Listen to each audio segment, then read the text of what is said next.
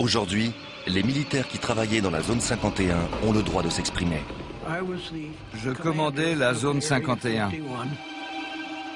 Oui, j'y ai travaillé. C'est la base militaire secrète la plus célèbre du monde. On a accepté les conditions. Taisez-vous. Vos vies et celles d'autres gens en dépendent. Pour la première fois, les hommes qui ont travaillé dans la zone 51 racontent leur histoire.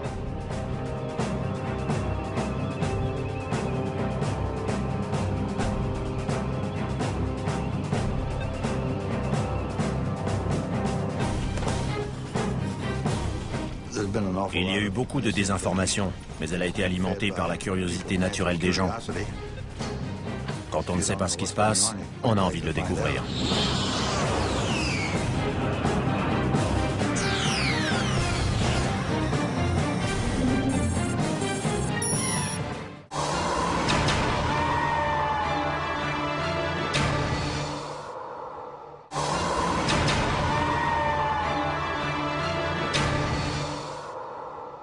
Aujourd'hui, les militaires qui travaillaient dans la zone 51 ont le droit de s'exprimer. Je commandais la zone 51. Oui, j'y ai travaillé. C'est la base militaire secrète la plus célèbre du monde. On a accepté les conditions. Taisez-vous. Vos vies et celles d'autres gens en dépendent. Pour la première fois, les hommes qui ont travaillé dans la zone 51 racontent leur histoire.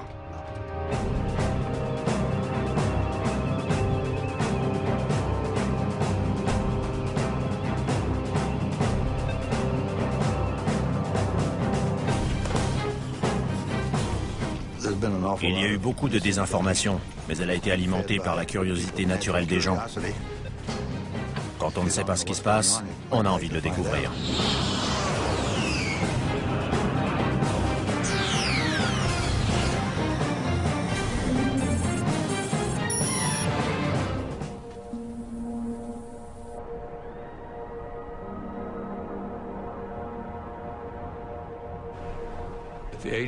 La CIA n'a jamais admis et n'admettra jamais que la zone 51 existe. Point final. Créée par la CIA en 1955 pour mettre au point et tester les programmes militaires les plus secrets des États-Unis, la zone 51 tire son nom d'un quadrillage sur un plan. Bien qu'elle n'existe pas officiellement, elle apparaît sur les images satellites du désert du Nevada. On y voit plusieurs pistes de décollage et plus de 25 hangars. L'accès à cette base ultra secrète a toujours été soigneusement contrôlé. Mais aujourd'hui, les premiers programmes élaborés dans la zone 51 sont déclassifiés et les souvenirs ont le droit d'être évoqués.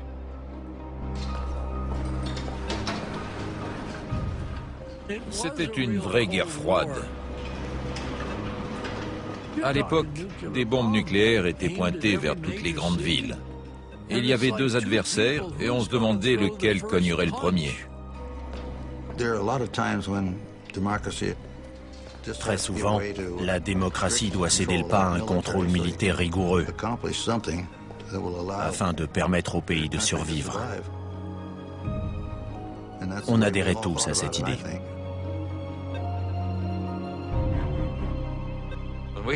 Dans les réunions, on n'avait le droit d'avoir ni papier ni crayon. Même les pilotes ne discutaient pas entre eux. Rien n'était écrit.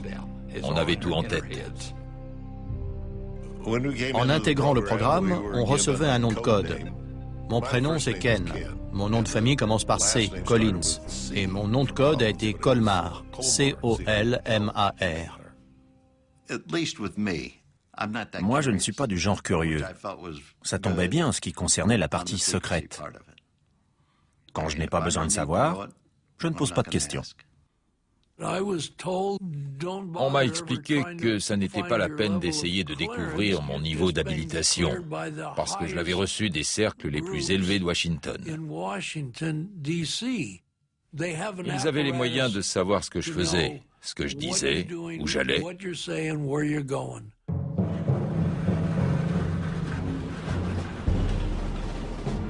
La base est construite autour d'un lac asséché, Groom Lake, un endroit qui offre des avantages évidents. On avait besoin d'un endroit pour atterrir en provenant de n'importe quelle direction, selon le sens du vent. Et comme le lac était rond, il convenait parfaitement. En plus, il était abrité par le relief accidenté des alentours, donc il n'était pas très visible. Lisse comme du verre. C'était incroyable. Je roulais dessus à toute vitesse avec la voiture de l'état-major sans qu'elle cahote. C'était magnifique. Groom Lake était rudimentaire. On vivait dans quelques caravanes.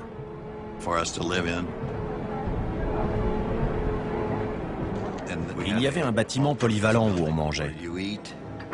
Et il n'y avait ni télévision, ni radio. Il n'y avait pas de femmes. Il y en a eu une qui appartenait au service financier de la CIA et qui a passé une nuit sur la base. C'est la seule dont j'ai entendu parler.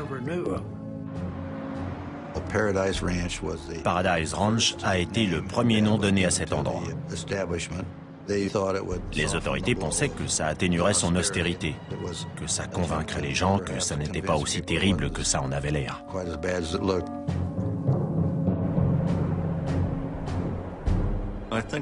Son charme tenait au fait qu'on n'y allait que pour travailler. Ceux qui n'avaient rien à y faire n'y étaient pas envoyés. Et il n'en avait d'ailleurs sûrement pas envie, parce que ça n'était pas le coin idéal pour des vacances. C'était une affectation dure. La CIA a besoin d'hommes d'une trempe particulière.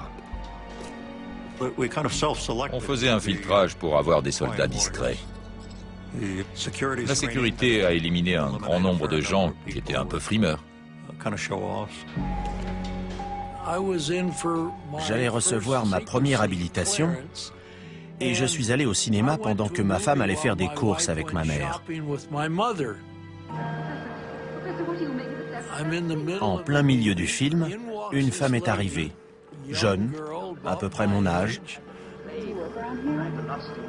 Elle m'a demandé si j'habitais à Las Vegas, depuis combien de temps j'y étais, ce que je faisais comme métier. Mais mes réponses ne lui ont pas plu, et au bout d'une demi-heure, elle est partie. Souvent, je me suis demandé depuis combien de temps elle me suivait, même si elle me suivait. Ou si c'était juste une fille de Las Vegas à la recherche d'un micheton. Je ne le saurais jamais.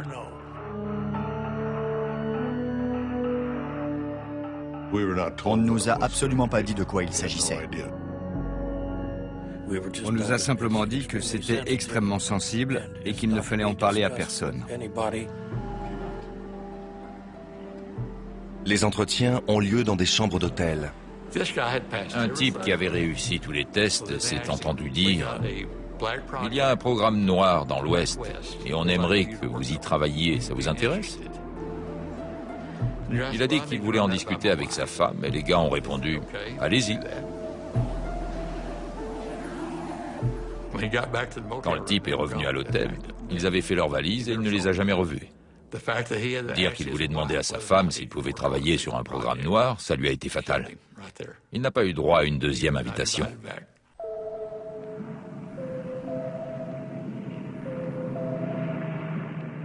La zone 51 est créée pour un programme classé top secret.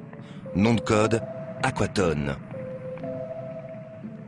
En 1955, des membres de la CIA, de l'US Air Force, l'armée de l'air américaine, et un département secret de l'avionneur Lockheed commencent à travailler à Paradise Ranch.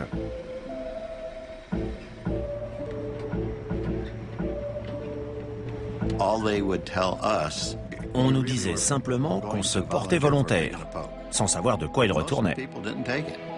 Beaucoup de gars n'étaient pas partants, mais moi, si.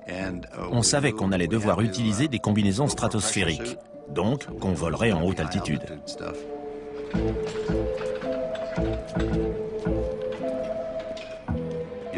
Sans pressurisation, au-delà de 50 000 pieds, le sang se met à bouillir. En cas de dépressurisation, si le moteur tombe en rade au-delà de 50 000 pieds, la combinaison vous sauve la vie. Une entreprise de Boston a été choisie pour fabriquer les combinaisons. Elles devaient être faites sur mesure, très près du corps. Alors on est allé chez un fabricant de soutien-gorge pour la grande distribution. On faisait un essayage, on rentrait à la maison, on revenait, on refaisait un essayage après fabrication. Et on ne pouvait pas dire qui on était, ni ce qu'on faisait. Simplement qu'il nous fallait une combinaison. Quand on vole plus haut que là où l'homme est jamais allé, il faut changer d'équipement.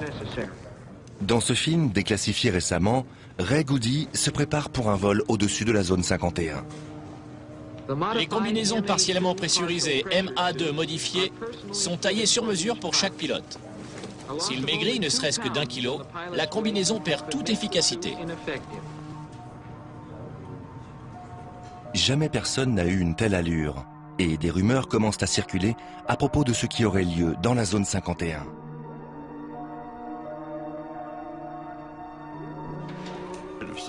C'était tellement secret que j'ai ignoré où se trouvait la base jusqu'à ce que j'y aille. Et je me suis demandé où j'avais mis les pieds. Les participants au programme ne savaient pas tout. Par exemple, les mécaniciens ignoraient ce qu'on faisait en l'air. C'est dire à quel point c'était secret. Rien ne restait dehors. Sitôt posé, l'avion partait au hangar.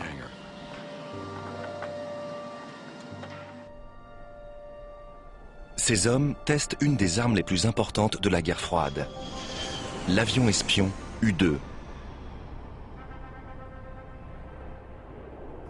Il n'y avait pas d'avion d'entraînement, pas de biplace, pas de simulateur. L'U-2 est équipé d'appareils photo haute résolution conçus pour monter à près de 70 000 pieds afin de prendre des clichés depuis la limite de la stratosphère. Au moment où la course aux armements s'intensifie, l'U-2 est le meilleur espoir de surveiller l'arsenal sans cesse croissant de l'URSS. Mais il impose des efforts énormes aux pilotes qui sont obligés de respirer de l'oxygène pur pour survivre à de telles altitudes. Certains étaient ravis parce qu'ils allaient prendre une bonne suée. Pas moi. Je préférais dormir, bouquiner ou réfléchir à ce que j'allais faire. Parce que certaines missions n'étaient pas simples. Il fallait voler dans des conditions précises pour qu'elles réussissent. Le moindre kilo supplémentaire risque de réduire le plafond de vol de l'U-2. Tout le carburant se trouvait dans les ailes, donc c'était impossible d'empêcher le bout de racler par terre. C'est pour ça que des roulettes les soutenaient jusqu'au moment où les ailes s'éloignaient du sol. À ce moment-là, les roulettes se décrochaient. J'aimais bien décoller et monter en spirale. L'U-2 a une couverture. Officiellement, il s'agit de recherche météorologique. C'était notre couverture. On était un escadron de reconnaissance météo. Si ça n'était pas un avion conventionnel, alors qu'est-ce que c'était? Bien que volant 3 fois plus haut que les avions de ligne de l'époque, l'U-2 est parfois repéré. J'en suis pas sûr, mais je crois que j'ai vu le soleil briller sur une vitre ou sur des hublots d'observation. Au milieu des années 1950, au moment où la guerre froide et la passion des Américains pour les ovnis battent leur plein, Je crois que ça venait de l'espace, mais que c'était amical. les avions argentés sèment parfois la confusion. Ils étaient en aluminium pur et ils avaient l'allure d'une étoile brillante au firmament. Les pilotes ont ordre de tout nier, même auprès des contrôleurs aériens. Des histoires couraient au sujet de trucs qui volaient en altitude. Les contrôleurs appelaient, mais en vain. Ils ne recevaient que des explications évasives. Je rasais la frontière canadienne quand un contrôleur m'a interrogé sur mon altitude. Ses renseignements étaient très précis, mais je lui ai répondu « Non, faites réviser votre matériel. Ce n'est pas mon altitude. » En 1957, ces vols officieux sont à l'origine de la moitié des observations de soi-disant ovnis. Mais ça n'est rien comparé à ce qui s'annonce.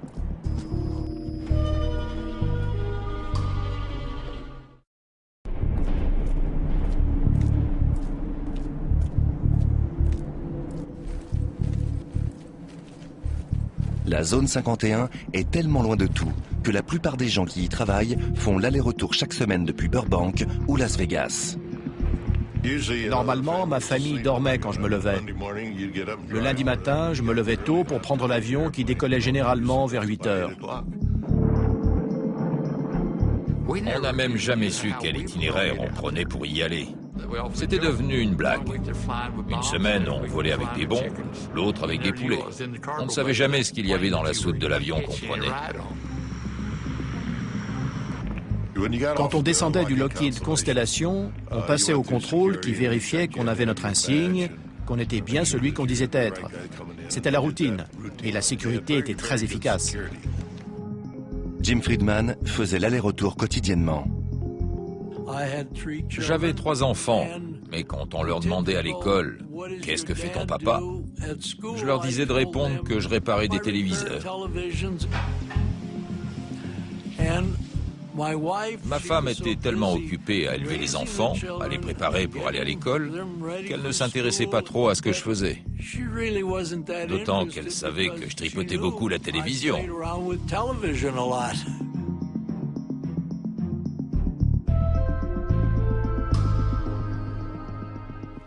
C'était bien. On a eu une belle vie. Même si parfois il ne rentrait pas à la maison pendant une semaine. Par contre, il téléphonait et je disais aux enfants que leur père faisait des heures supplémentaires. Ma fille surtout me demandait où était son papa et je répondais qu'il faisait des heures sup. Moi non plus, je ne savais pas ce qu'il faisait. C'était une routine quotidienne étrange.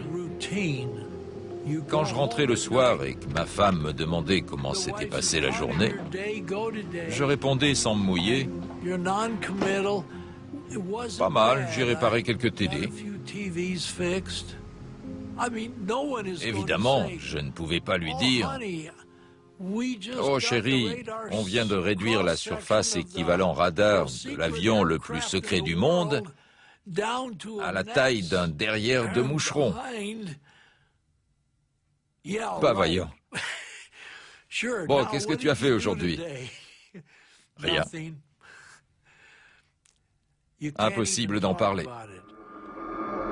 Faisons face sans paniquer à la réalité de notre époque, au fait que des bombes atomiques puissent tomber sur nos villes. Cette obsession du secret est alimentée par la paranoïa de la guerre froide et la peur omniprésente que l'Union soviétique détruise les États-Unis. Les deux camps se soupçonnaient mutuellement. Ils avaient peur d'être balayés par une première frappe nucléaire. On ne fait confiance à personne, pas même aux pilotes d'essai. En 1963, lors d'une mission d'entraînement, Ken Collins s'éjecte et laisse s'écraser son avion. Environ une semaine après, on m'a demandé si j'étais d'accord pour être hypnotisé, pour découvrir si j'avais oublié quelque chose. J'ai accepté, et c'est alors présenté ce que j'appellerais un psy de haut vol de Boston.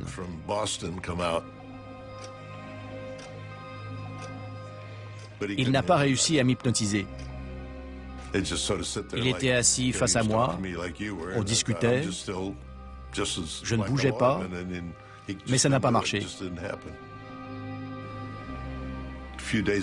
Quelques jours plus tard, le médecin navigant de Lockheed est venu me demander si j'acceptais qu'on m'injecte du pentotal.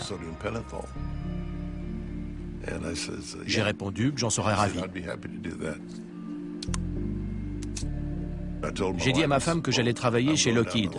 Elle m'a dit « On est dimanche, tu ne travailles jamais le dimanche ». « Oui, mais là, c'est particulier ». Elle m'a dit « Très bien ». Vers 18 h, des gars m'ont ramené chez moi et le pentotal me faisait encore de l'effet. Ils m'ont fait asseoir sur un fauteuil dans le salon. Ils ont dit au revoir et ils sont partis. C'est tout ce qu'ils ont dit. Ils n'ont pas adressé un mot à ma femme. Ils lui ont juste donné les clés de la voiture. Elle était en colère parce qu'elle croyait que j'étais allé picoler avec eux. En fin de compte, la conclusion a été que tout ce que j'avais raconté correspondait à ce qui s'était passé. Lorsqu'une bombe de ce genre explose au sol ou juste au-dessus, Le gouvernement américain, qui travaille à toute vitesse pour mettre au point des armes toujours plus puissantes, a choisi d'installer sa base secrète à côté de son centre d'essai nucléaire. Mettez vos lunettes. C'était en plein milieu du terrain d'essai nucléaire du Nevada.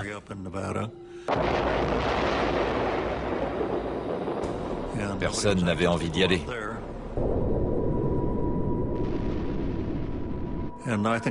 Cette discrétion a été capitale pour accomplir ce travail dans le plus grand secret. Mais comme plus de 450 explosions nucléaires ont lieu entre 1955 et 1968, l'endroit présente quelques défauts.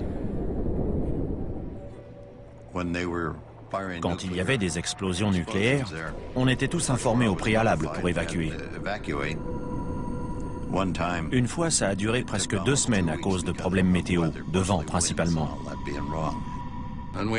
Il fallait qu'on porte des dosimètres pour être sûr qu'on était encore propre. Pour je ne sais plus quelle raison, j'étais sur la piste de décollage au moment d'une explosion qui a eu lieu à Yucca Flats. J'ai vu des vagues dans le sol s'approcher de moi. Ça montait, ça descendait, ça montait, ça descendait. C'était une explosion souterraine. C'était incroyable de voir ces grands cercles de terrain s'enfoncer.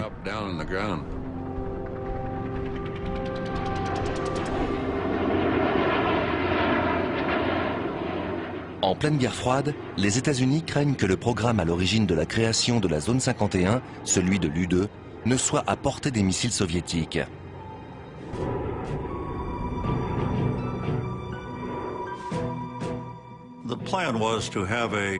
L'objectif, c'était de mettre au point un avion habité pour succéder à l'U-2, qui devait être bien moins vulnérable et bien plus performant. Très peu de gens à la CIA étaient au courant.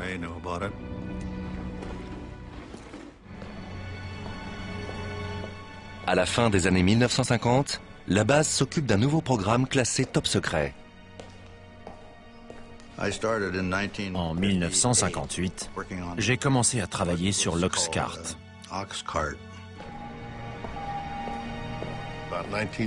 En 1960, on m'a informé que j'avais été sélectionné pour une espèce de programme aérospatial. Il s'agissait d'un avion qu'on a proposé à la CIA, qui devait voler à très haute altitude, environ 100 000 pieds. L'objectif initial, c'était de lui permettre d'aller aussi vite et aussi haut que possible et de le rendre le moins visible possible au radar. On allait tellement vite que si on était en Californie, qu'on volait nord-sud et qu'on faisait un virage à pleine vitesse à une certaine altitude, on n'arrivait pas à rester au-dessus de cet état. L'avion volait si vite qu'il nous déportait. En pleine guerre froide, les renseignements sont aussi importants que l'armement et l'Oxcart est conçu pour être l'espion par excellence. Premier avion furtif de l'histoire, il vole assez vite et assez haut pour prendre de vitesse les missiles. Des milliers de personnes planchent sur sa conception dans les installations de l'avionneur Lockheed à Burbank, en Californie. Malgré l'ampleur de la tâche, le programme reste secret. Pour l'Oxcart, il fallait une habilitation particulière. Et c'était la plus élevée qu'on pouvait obtenir. L'avion devait supporter les températures provoquées par la friction de l'air lors des vols atmosphériques à 3200 km/h. L'Oxcart était à 93% en titane, un matériau jamais utilisé pour un avion. Et pour s'en procurer beaucoup, il fallait traiter avec l'Union soviétique. Comment la CIA a-t-elle fait sortir ce matériau du RSS? Pour autant que je sache, c'est toujours secret et je ne sais ni comment elle s'y est prise, ni qui s'en est chargé. Mais on a reçu tout le titane dont on avait besoin.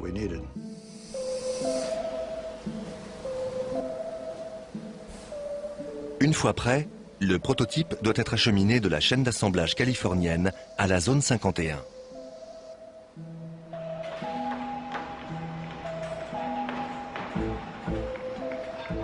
Ce qui était rond voyageait dans un conteneur carré.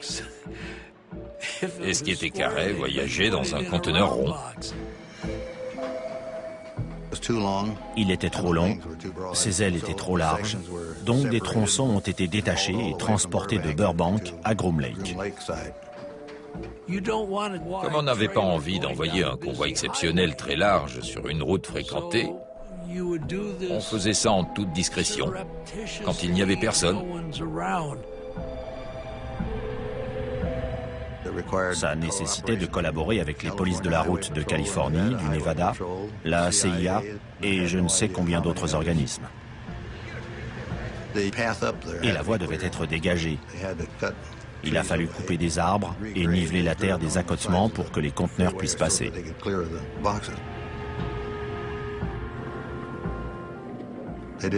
Tous ces gens n'avaient pas besoin de savoir ce qu'il y avait dedans, simplement qu'il fallait les protéger et que tout reste secret.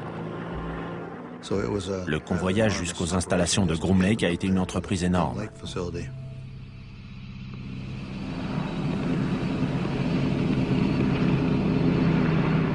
Ken Collins est un des premiers pilotes à découvrir l'Oxcart à la zone 51. Je suis allé jusqu'à la base et l'officier opération m'a demandé si je voulais voir ce que j'allais piloter. J'ai dit bien sûr. On est allé jusqu'à un hangar. Il y avait très peu de lumière. Dans l'ombre, on voyait cet avion effilé, magnifique, étonnant, qui faisait penser à un vaisseau spatial.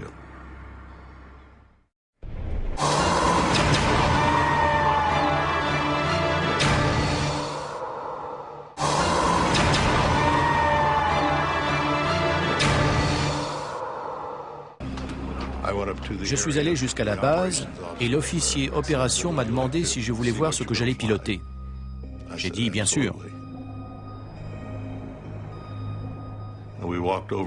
On est allé jusqu'à un hangar. Il y avait très peu de lumière. Dans l'ombre, on voyait cet avion effilé, magnifique, étonnant, qui faisait penser à un vaisseau spatial. Dans la zone 51, près de 2000 ouvriers s'efforcent de mener à terme le programme Noir. Il y a beaucoup de choses que les gens n'ont vraiment pas besoin de savoir. C'est pour ça que la zone 51 est devenue si mythique. Personne ne sait ce qui s'y passait.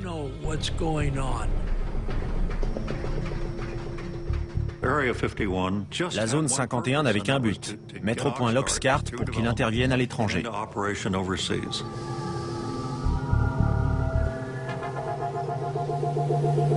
L'essentiel des renseignements concernant ce programme sont restés classifiés pendant des décennies et on connaît mieux son célèbre successeur, l'emblématique SR-71 Blackbird.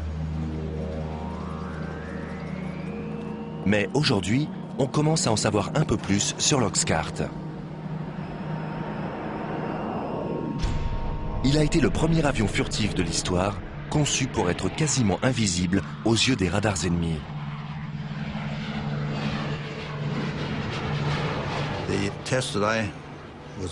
Les essais auxquels j'ai participé consistaient à survoler nos stations radars. On voulait voir si l'avion allait être ou non repéré. Je suis allé au centre d'observation radar pour voir ce qui arriverait quand l'Oxcart passerait. J'étais planté là. Personne n'a remarqué grand-chose. Et tout à coup, on a eu l'impression qu'une échelle venait de tomber sur le toit. En fait, c'était l'onde de choc due au passage de l'avion. Et personne ne l'avait vu sur les écrans radars. Apparemment, il répondait aux attentes. L'avion peut traverser les États-Unis d'une côte à l'autre en 70 minutes. Mais sa principale raison d'être, c'est l'observation.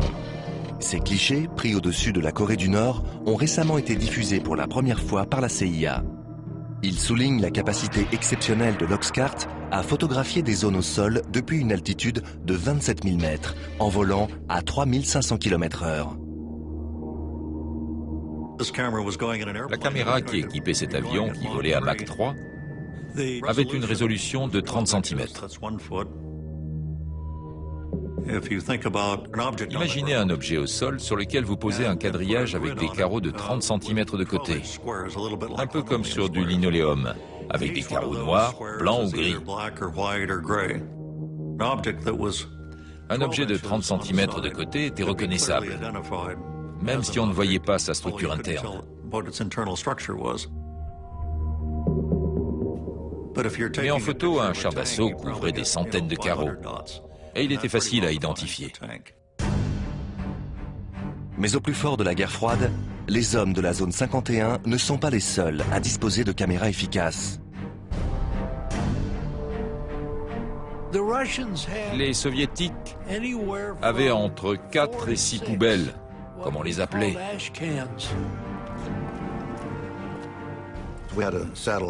On avait un système de surveillance qui nous alertait des heures de passage de ces satellites. Au moment où ils approchaient de la zone 51, on arrêtait tout.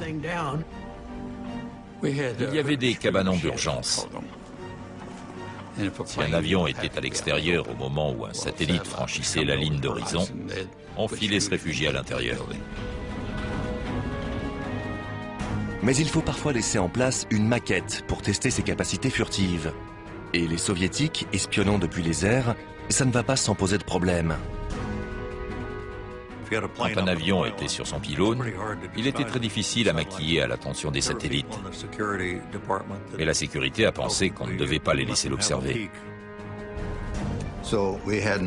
On n'avait pas d'autre solution que de descendre la maquette de son pylône, de la remiser dans le hangar et de la ressortir.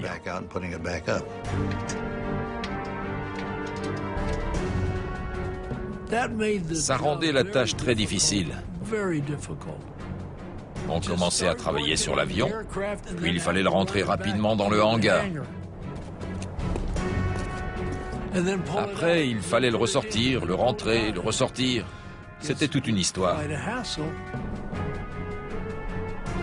Malgré ces efforts, des agents de renseignement découvrent que les soviétiques ont un dessin de la silhouette de l'avion et qu'ils peuvent le détecter. Lors de la plupart des essais effectués en journée, les radiations en provenance du soleil chauffaient tout, sauf les parties à l'ombre. Et quand on laissait la maquette en position pendant une demi-heure, elle projetait une ombre qui pouvait être repérée avec un appareil infrarouge. Bientôt, les hommes de la zone 51 fabriquent donc des leurres à l'attention des soviétiques. Quand des satellites équipés d'instruments infrarouges arrivaient, on dessinait la forme d'un avion bizarre devant un des hangars. La plupart des silhouettes étaient en carton. Au moment où le satellite arrivait, on mettait des radiateurs à l'arrière pour qu'il y ait une signature infrarouge et faire croire que l'avion venait de se poser. On voulait que l'ennemi croie qu'on avait quelque chose que lui n'avait pas.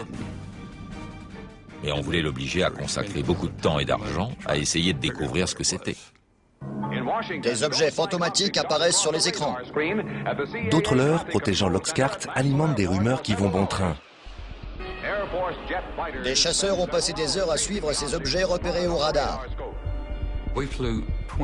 On a effectué 2850 missions au départ de Groom Lake, dont personne n'a jamais rien su.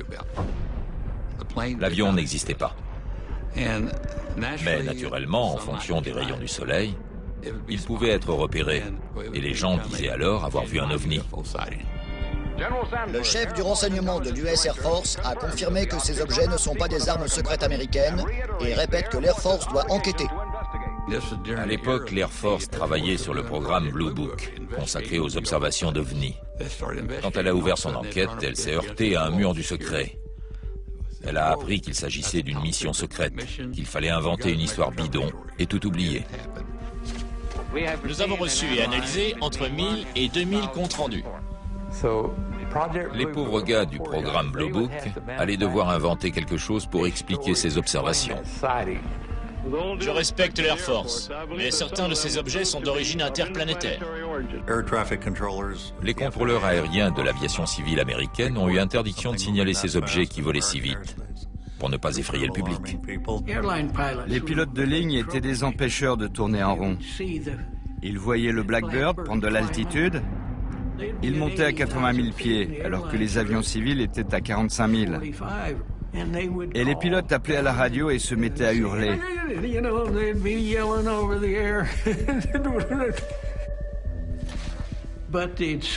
Mais ils le repéraient. Et les passagers le repéraient aussi. Donc le FBI allait les trouver là où ils avaient atterri. Et on leur faisait signer une déclaration les obligeant à ne pas révéler ce qu'ils avaient vu. Mais quand les événements tournent au drame à la zone 51, la machine désinformée passe la vitesse supérieure.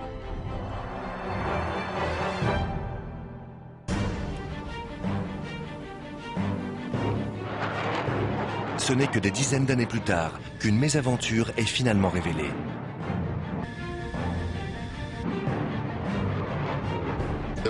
On faisait un essai moteur à basse altitude et à vitesse subsonique, parce qu'on avait du mal à accélérer jusqu'à Mach 3. J'ai pris la direction du nord depuis la zone 51, je suis monté à 25 000 pieds, je suis reparti vers le sud, j'ai rencontré un peu de mauvais temps, et quelque chose n'allait pas. Je perdais de la vitesse, mais l'avion ne le signalait pas. Très vite, le nez s'est levé, l'avion est monté, il s'est retourné et il a commencé à partir en vrille. C'était fichu. Je me suis éjecté et je suis parti vers le bas, puisque je volais à l'envers. Ken a pris la bonne décision. Mais sur le moment, ça me faisait vraiment mal de m'éjecter d'un aussi bon avion.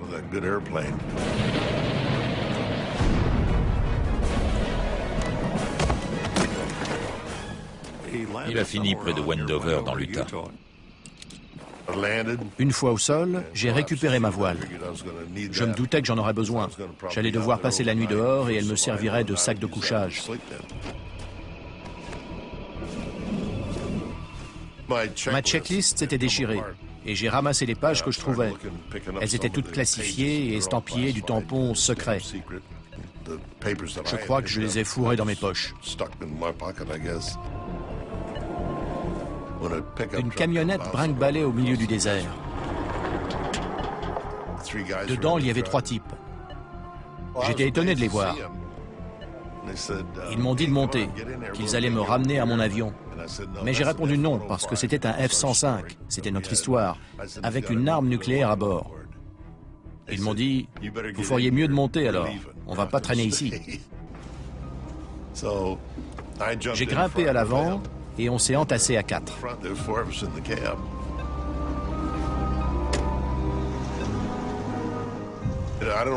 Je ne sais pas où ils seraient allés en cas d'explosion. Vu la distance, ça n'aurait rien changé. Après la mise en garde et le pieux mensonge de Collins, il n'avait sûrement pas envie d'aller voir de près.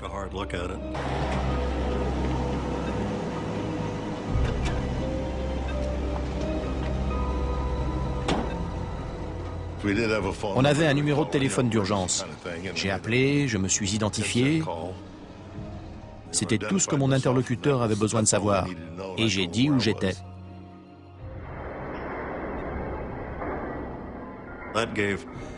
La CIA a eu 2 jours pour récupérer les morceaux de l'épave et tout nettoyer. Sinon, ça aurait viré à la kermesse.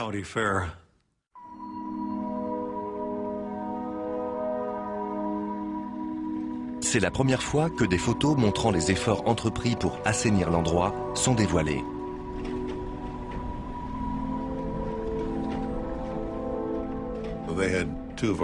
Deux types de la sécurité sont allés sur place. Ils ont sillonné tout le coin à cheval pour vérifier que rien de classifié n'avait été oublié. Entre la version officielle et l'isolement du lieu de l'accident, le nettoyage permet de garder secret l'emplacement du crash. Ça a été décrit comme un accident de F-105. Des avions s'écrasent tout le temps à proximité des bases aériennes. Et l'histoire a été oubliée. Une cinquantaine d'années plus tard, l'historien Peter Merlin a découvert le lieu de l'accident que le gouvernement a essayé de faire oublier. On arrive au champ de débris. Dans le cadre du nettoyage des lieux, les gros morceaux ont été découpés au chalumeau et rapatriés à la zone 51 par avion cargo. L'historien a fouillé le désert en s'appuyant sur des documents déclassifiés. Voici une note de service secrète de la CIA. Toutes les traces de 123 ont été transportées depuis le lieu de l'accident.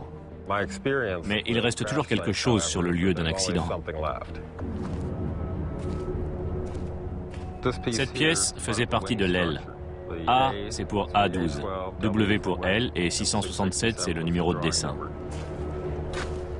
Celle-ci vient du poste de pilotage et elle porte le cachet d'inspection. Voilà le cratère laissé par l'impact. Il y a du titane partout. En voilà un gros morceau. Il est épais. Ici, l'arrière du fuselage a percuté le sol. Et de chaque côté, on voit les trous creusés par les moteurs. Il y en a un ici. Je suis au milieu. On observerait la même chose aujourd'hui si un des avions secrets de la zone 51 s'écrasait. Les mêmes mesures de sécurité seraient certainement prises et on nous servirait une histoire bidon.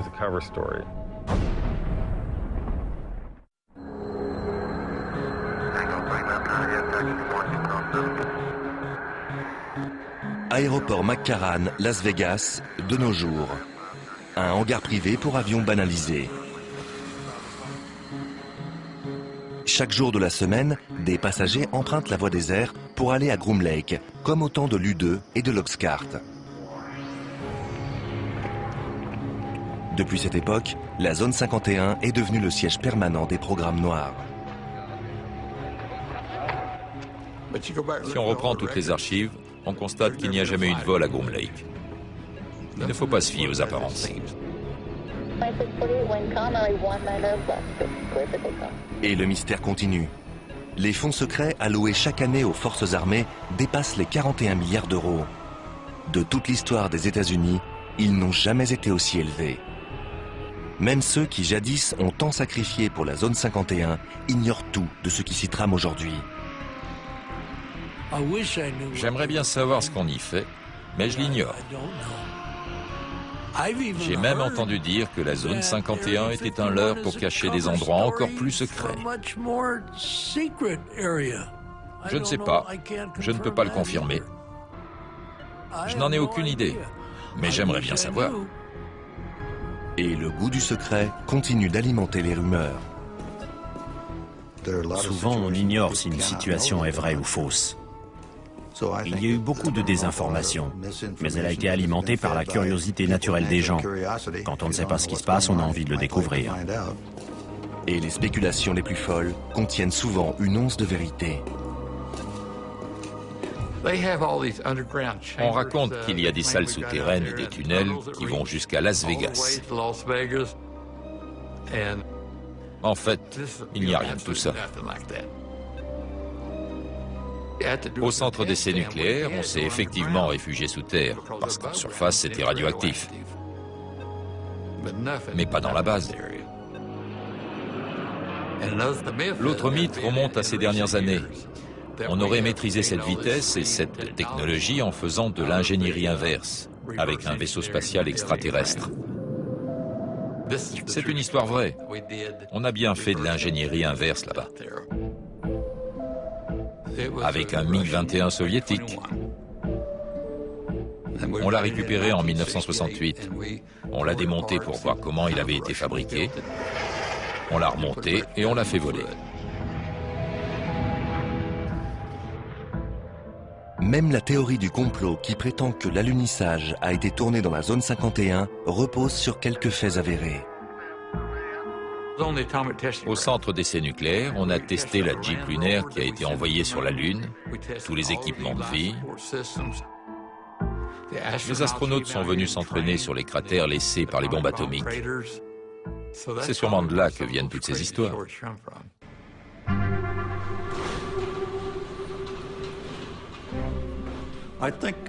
Les gens qui se sont investis dans les programmes Oxcart ou U2 ont accepté le fait qu'ils ne seraient peut-être jamais rendus publics. Pour eux, c'était une espèce de secret de famille, et ils étaient prêts à l'emporter dans leur tombe. Ça a été un grand honneur pour moi d'accomplir ce travail, parce que ça veut dire qu'on m'a vraiment fait confiance, alors que je n'étais qu'un gamin de la campagne. On a fait confiance à des gens comme moi qui ont travaillé là-bas.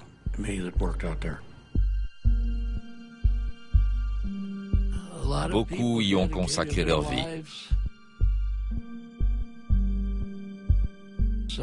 Certaines familles ont éclaté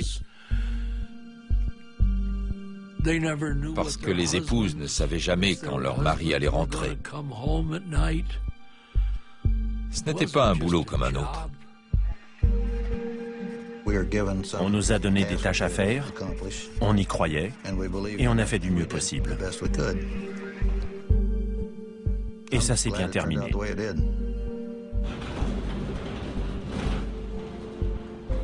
Mais lorsqu'on aborde ce qui s'est passé dans la zone 51, la seule chose dont on soit sûr, c'est qu'on ne saura jamais tout. Je ne vous ai dit que 5% de ce qui s'est passé. Je n'ai raconté qu'une partie de l'histoire. La zone 51 gardera encore quelques mystères. Et il existe un secret qui perdure depuis des milliers d'années. D'ailleurs, c'est aujourd'hui plus un mythe, une légende, qu'un véritable secret. Et si des extraterrestres étaient déjà venus sur Terre il y a très longtemps? Des preuves scientifiques iraient dans ce sens.